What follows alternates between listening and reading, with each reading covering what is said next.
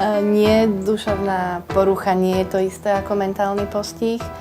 Je to teda choroba ako každá iná a je potrebné, aby sa takto chorý človek liečil v nemocnici a je pravda, že keď vyjde z nemocnice, nevyjde zdravý, ale bude musieť brať tabletky dlhodobo a liečiť sa dlhodobo.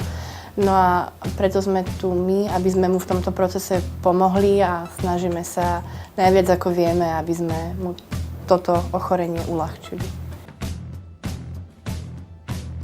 Prvým miestom, kde kontaktujeme klienta, je práve nemocnica. Ešte počas hospitalizácie dostane klient kontakt a spozná tvár toho, komu môže po ukončení hospitalizácie zavolať a opýtať sa ho, poradiť sa, aké sú možnosti využívania služieb, čo môže robiť, ako mu môžeme pomôcť.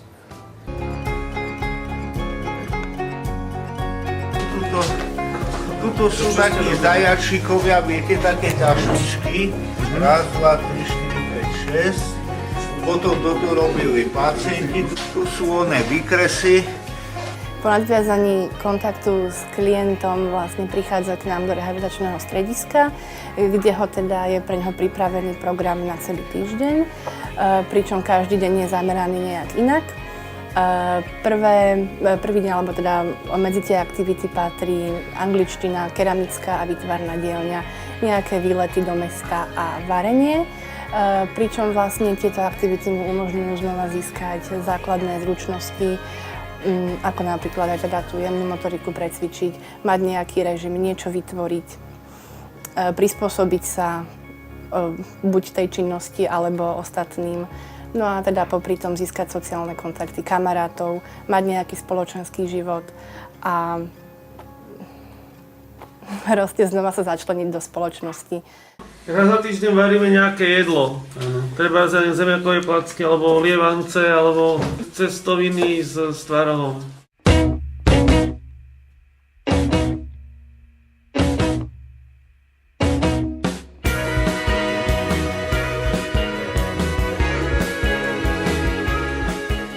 Potom ako klient získa základné zručnosti, či už sociálne alebo aj nejaké manuálne, tak je pripravený na ďalší stupeň rehabilitácie a to je práve teda chránená kaviareň, kde si vlastne môže natrénovať už konkrétne pracovné návyky v prostredí, ktoré je pre neho priateľské a tolerantné a berie veľký ohľad na jeho obmedzenia, ktoré sú spôsobené jeho ochorením. Život kaviarne medzi nami je veľmi podobný tomu, ako fungujú iné kaviarne. Musíme prichystať, napiecť, obslúžiť zákazníka. A možno s jedným rozdielom.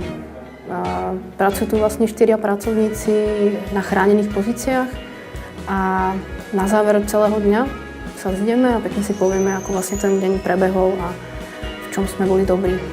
Hosťom tu ponúkame mafiny, krehké koláče, kofovú kávu, teplé nápoje, áno.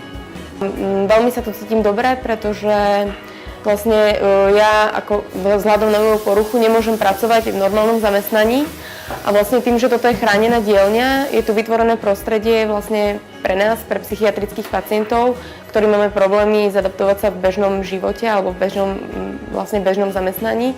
A vlastne to vytvára podmienky vlastne na takú pracovnú rehabilitáciu aj vlastne je to aj forma ergoterapie, si myslím, na koncentráciu veľmi dobré a tak nám to pomôže zaradiť sa do bežného života neskôr.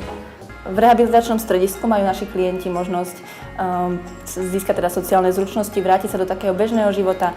Potom v chránenej kaviarni majú možnosť začleniť sa do pracovného procesu a neskôr aj teda získať prácu, možno aj mimo teda našich zariadení. A to, čo klientom ešte v súčasnosti naozaj chýba, je podporované bývanie. Naši klienti by mali možnosť naučiť sa žiť samostatne. Problém je však v tom, že nezvládnu to sami. Potrebujú k tomu pracovníka, ktorý by ich v tom viedol, ktorý by ich motivoval a ktorý by im teda pomohol s nácvikom takých praktických činností.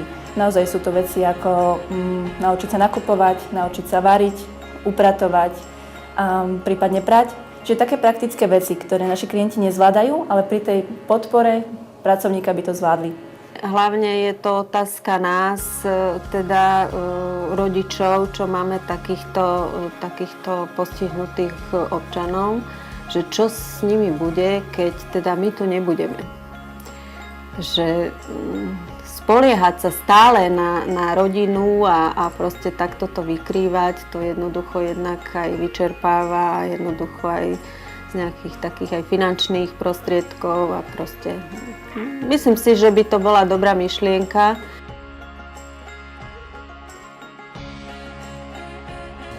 Môj syn chodí do Mostu už niekoľko rokov, som spokojná s tými službami Mostu, ale napriek tomu, že robia čo môžu, chýba nám chránené bývanie. Veľmi nám to chýba, pretože tie naše deti sú nesamostatné a nevedia sa o seba postarať. Boli by sme radi, keby sa to čo najskôr uskutočnilo. A veľmi sa tešíme, že vieme v tejto chvíli poskytnúť klientom tak veľa služieb. A to, čo nám v tom chýba, je podporované bývanie, ktoré by viedlo klientov k väčšej samostatnosti a dôstojnému životu, o aký sa pre nich snažíme. A je to veľká výzva, ale veríme, že sa nám ju podarí naplniť a že podporované bývanie nakoniec vytvoríme.